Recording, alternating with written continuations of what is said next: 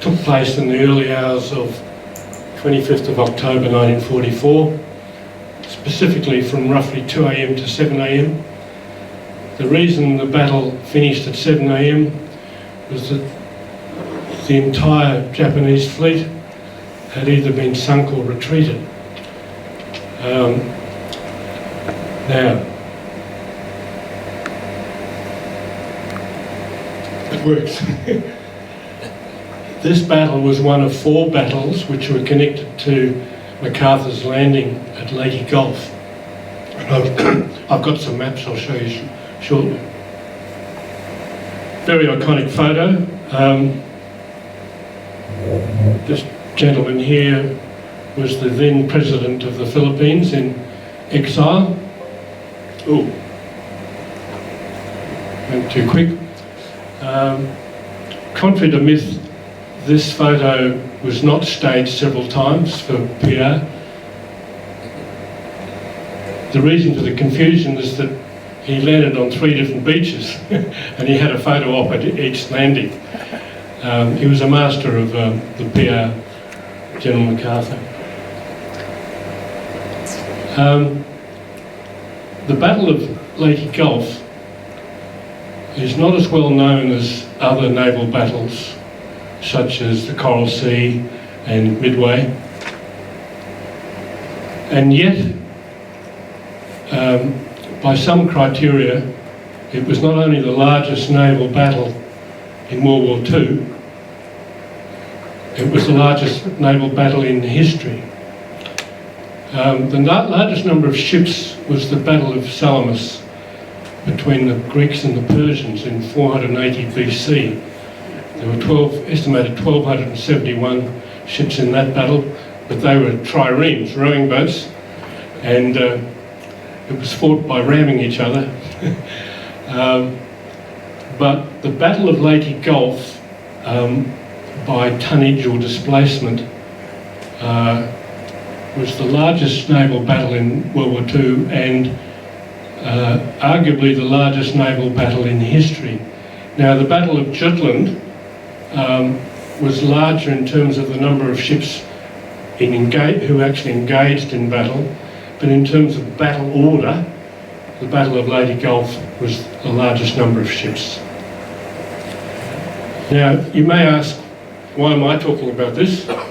I've got 2 main reasons. One is that I'm interested in history in general, and Australian history in particular. And the second reason is that my father fought in this battle of Surigao Strait on HMAS Shropshire. He was an anti-aircraft gunner.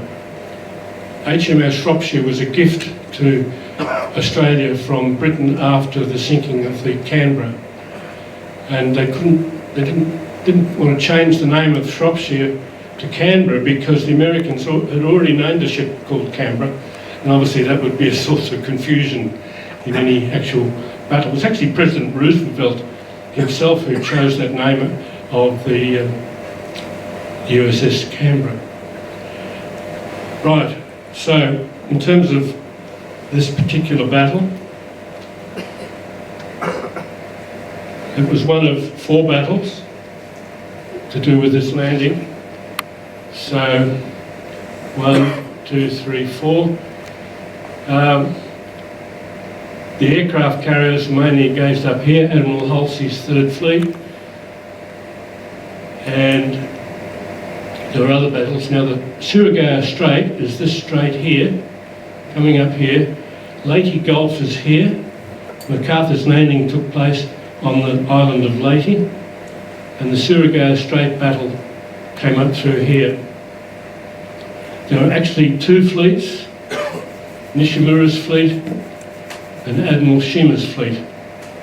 And one of the problems for the Japanese is that Admiral Shima's fleet was 25 nautical miles behind Nishimura's, so they didn't actually take part in the battle at the same time. And as I'll explain, Shima's fleet ended up retreating when they saw what happened to Nishimura's fleet. Right.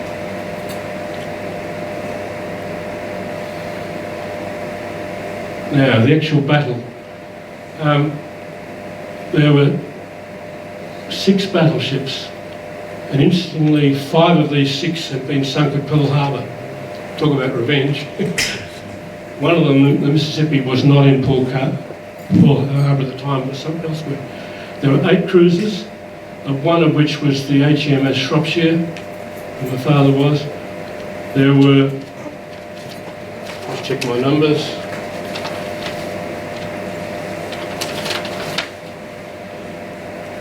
There were 28 destroyers on the Allied side and 39 motor torpedo boats, making a total of 81 ships on the Allied side.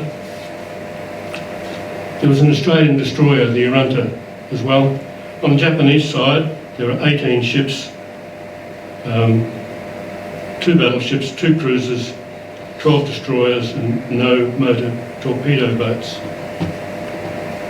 So in terms of the actual description of the battle, rather than hear from me, I think it's best if I read out what my father wrote about it. And a couple of years ago, when my mother died, we were sorting through her papers at home, and we found this box of letters that he'd sent home during the war to his family. Most of them were just chatty letters, about everyday mundane things. But there was one letter, it was 17 pages long, which he'd sent home with a friend, and it escaped military censorship. Not that there was any military secrets in it anyway, but he sent it home with a friend, and that's why he was able to describe the battle in some detail. So the 17-page letter describes the events before and after the battle, but I think it's best if I read out what he actually said about the battle itself. So prior to the actual battle, the cruisers and the battleships were involved in bombarding the coast prior to the actual landing of the troops. So he said, this is on the night before, the 24th of October, 1944. Our job reverted from bombardment support to defence against possible intrusion by enemy shipping. Things became more interesting when we were told that an enemy naval force was intending to enter our newly claimed harbour and we should contact them at midnight. At dusk, the fleet formed up in battle order. This is what I showed you before. It was a powerful force, but I think best not to expose the actual strength. So he was not giving away any secrets. I found out about the numbers later. I've read several books about this, so I've done some study. Shortly after midnight, our destroyers launched torpedo attacks on the enemy fleet and the fireworks started. An Aussie destroyer, which I found out was the HMAS Arunta, firing Australian-made tin fish torpedoes, closed to short range and scored a direct hit. Our part seemed small compared with some of the huge guns in action, but it's believed that out of 30 broadsides, we scored 21 hits on an enemy battleship, which I later found out to be the Yamashiro. I've got a photograph of that in a minute. A good job done by the lads below on the big guns. We members of the AA defence of the ship had an easy task because they were up on the top level of the ship, but we had a grandstand view of the whole business. In the blackness of the night, the tracer shells showed up clearly and we could follow the bout. It was not until the unpleasant whine of shells over our ship was heard that we realised that the nip will throw a few back. We counted only 2 close ones, but believe me, we ducked. With a great flare, the enemy ships caught fire one after the other, and their return of fire gradually petered out. We knew we'd won. When I first read that, I shed a tear. Dawn revealed 4 columns of smoke coming from those ships still sinking, and a Jap destroyer, the only one on top, was faithfully standing by her doomed friends. No doubt she was picking up survivors and preparing to destroy any remnants of the lost force to prevent us taking any information. No fewer than 4 destroyers and 2 cruisers brought their guns to bear on this bloke, and within 5 minutes the smoke cleared and he'd followed the others to the bottom.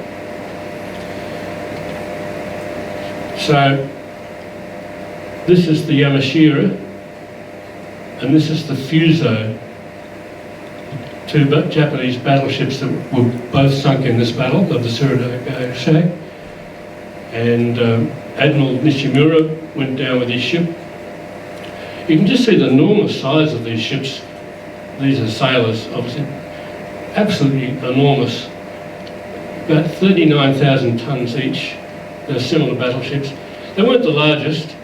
The Yamato was 72,000 tonnes, but they're still huge. And this is the Shropshire in action. It's a heavy cruiser with 8-inch guns. The American battleships had 16-inch guns. And I remember from my father telling me that, see, they were firing over the cruisers overhead. And he said it sounded like a fleet of jumbo jets going overhead. Right. So this is my last slide. This is the scoreboard. So, on the Allied side, you have these 81 ships that I've described. None were sunk, although one American destroyer was hit by friendly fire, but didn't sink. On the Japanese side, the two battleships were both sunk, the Fuso and the Yamashiro. 4 cruisers. Admiral Shima was on a cruiser, whereas Nishimura was on a battleship. 12 destroyers, no boats. The 2 battleships were sunk, 1 cruiser was sunk, 3 destroyers were sunk, and the rest all retreated, and all of Shima's force retreated when they saw what had happened to Nishimura's force. So that's it, thank you.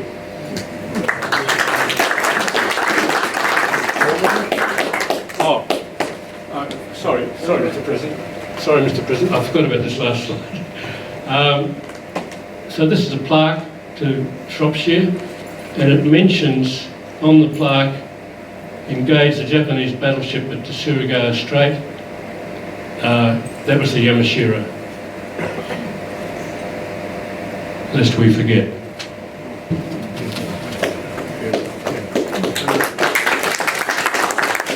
Thanks, Tim. That's understandably an emotional reflection.